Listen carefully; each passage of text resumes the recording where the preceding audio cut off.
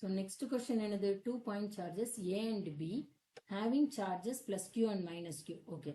Are placed at a certain distance apart. அப்போ ஒரு distanceல வச்சிட்டாங்க. ஓகேயா?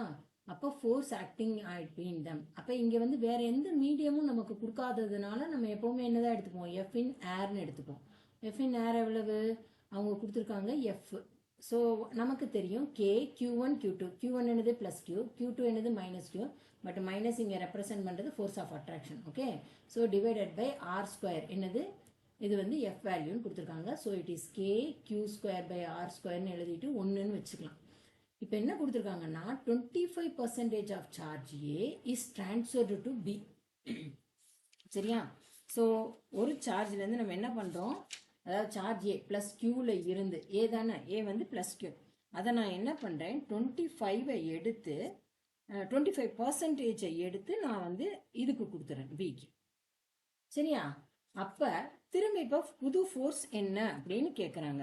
நமக்கு இது வந்து ஈஸி தானே. நம்ம இப்போ என்ன பண்ணுறோம், நம்ம ஃபர்ஸ்ட் வந்து கியூ, அப்போ புது கியூ என்னது கியூ அட் ஏ. ஏன்னா கியூ அட் ஏ இப்போ எவ்வளவு ஆயிடும், கியூஏ ஃபர்ஸ்ட் என்னப்பா இருந்துச்சு, கியூஏ வந்து வெறும் கியூ தான் இருந்துச்சு, கியூபியும் கியூ தான் இருந்துச்சு. கரெக்டாக? ஆனால் இது ப்ளஸ் கியூ, இது மைனஸ் கியூ. நான் என்ன பண்ணுறேன், கியூஏ இப்போ எவ்வளோ ஆயிடுச்சு, 75% தானே இருக்கும். 25% கொடுத்துட்டா 75.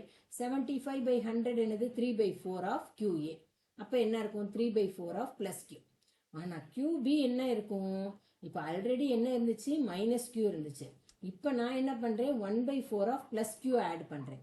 அப்போ எனக்கு என்ன மைனஸ் கியூ ப்ளஸ் 1/4, 4 தானே எல்சிஎம். இங்கே என்னது மைனஸ் 4Q ப்ளஸ் கியூ. அப்போ இது என்னது மைனஸ் 3/4 கியூ ஆகிடும். சரியா?